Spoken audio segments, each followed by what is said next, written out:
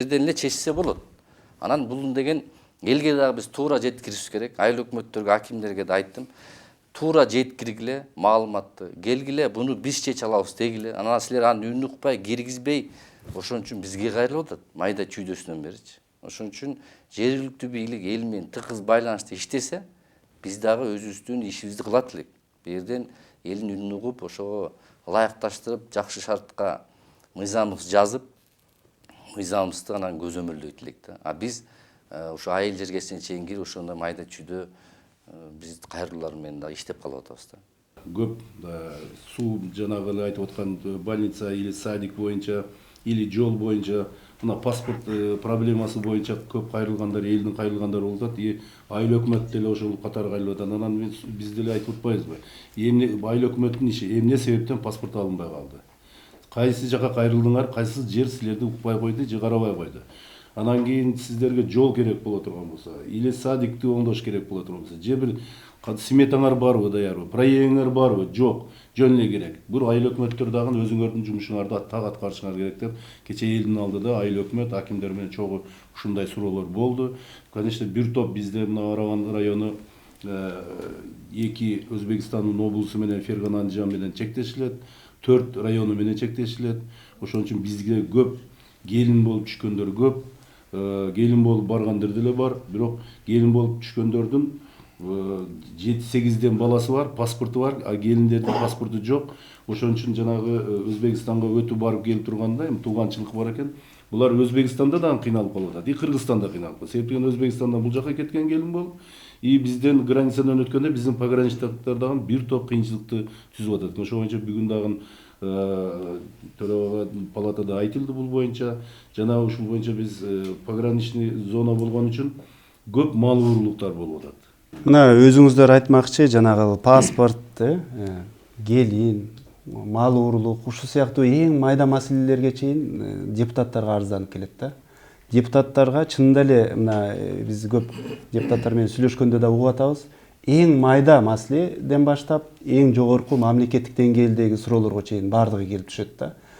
Депутат ушул баардык эле маселеге көңүл буруп, анын артынан чуркаш керекпи же кандай маселелерге өзгөчө көңүл буруш керек деп ойлойсуз? Эми биздин элибиздин нугун башка жака буруш керек да. Негизинде биз эл өкүлү болуп келгенден ар бир майда болобу, чоң болобу карашыбыз керек. Карабай койбошубуз керек. Бирок ошо эл түшүнүш керек да. Элибиз түшүнүп, майда чүйдөнү, ошо айылдык чече турган нерсени жергиликтүү бийлик бар да. Мына айыл өкмөтү бар, мекеме жетекчилери бар, акими бар, зам акимдери бар. Алар эмне иш кылыш керек? Ошолор ишти, ошолор бүтүрүш керек. А элдер бизге ошону айыл өкмөттөргө мен айттым, жана өйдөдө айтып кетпедимби? Силер деген ошону жеткирбей бүтүрүшүңөр керек. Мен айыл өкмөттөрдү чакырдым. Мекеме жетекчилерге да айттым, мына эл турат, келгиле, мамлекеттик деңгээлде чече турган нерсе болсо кайрылгыла, биз жардамыбызды берелик. Биякта өкмөт менен, премьер менен сүйлөшүп, аракетти кылалык, жазап берелик деп атам. Анан кийин бизди айыл өкмөттөрү мындай эл менен түшүнүк мындай бир ар бирөө тең мындай нугу менен жол менен кетиш керек. Бирок ошол эле учурда мисалы депутаттар сиздер делечи айрым учурда эң майда маселени келип туруп өкмөткө койгон учурлар көп болуп атпайбы? Эми мындай да, биз деген элдин үнүбүз. Элдин үнүн биз жеткиришибиз керек. Майда болобу, чоң болобу, кайрылуу келгенден кийин биз деген аны катты деген тыштап салбашыбыз керек да. Биз деген ар бир нерсе жана жергиликтүү деңгээлде чечиле турган маселелерди ошол жергиликтүү бийликтерге таасир көрсөтүү аркылуу чечтирип берүү мындай мүмкүнчүлүгү барбы мисалы жогорку кеңештин депутаттарында?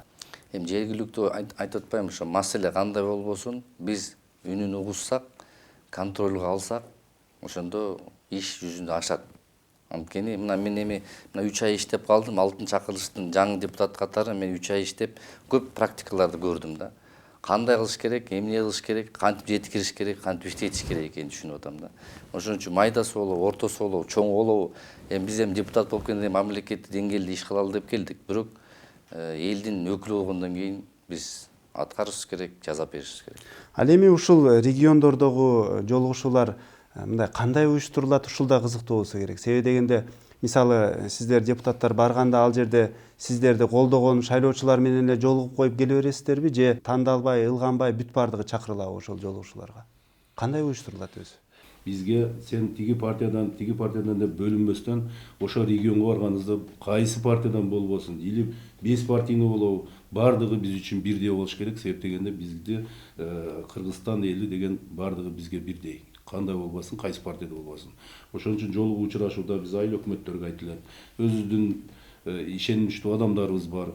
Эл чакырган жерлер болду, өздөрү топтолуп келсеңиз биз жолуксак деп ошол боюнча көйгөйүн айтайын деген. Ушундай бир акимдерге айтып биздин келатканыбыз боюнча ушул уюштуруулар ушундай жол менен болот. Жолугушууларда мисалы өзүңүз дагы депутат катары сынга кабылган, катуу сынга кабылган учурлар болобу?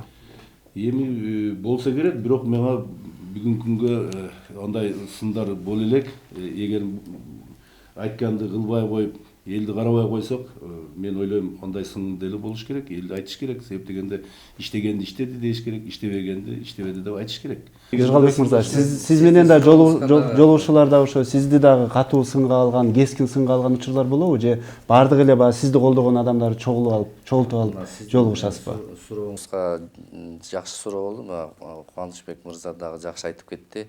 Чындыгында шайлоо болду да, шайлоо өттү. Анан мына биз Жумгалга барганда Жумгал райондун кулундары, депутаттар бардык. Мен жалгыз барган жокмун. Ошол жерден СДПКнын Кулбараков Автандил агабыз, Шыкмаматов Атамекен Алманбет агабыз, мен республикада жүрдүм. Ал жерден эл менен жолукканда сен Атамекен, сен СДПК, сен республикада жүрт деп бөлүнгөн жок. Баардыгын үчөөбүз чогултуп алып сүйлөштүк. Ошон үчүн бул жерден шайлоодон кийин мына Кубанычбек мырзанын коллегам колдойм. Ошо баргандан кийин баардык эл партийный, беспартийный алардын бизге мындай айтканда алардын болгон маселесин угушубуз керек дагы чечкенге аракетибизди жасаш керек. Эл өкүлү болуп келдикпи, парламентке келгенден кийин жакшынакай ишти алып барышыбыз керек. Шайлоонун алдында көптөгөн убадаларды берип кеттиңер эле, шайландыңар эле. Кана ошол убадалардын аткарылганы деген катуу үндөр угулдубу?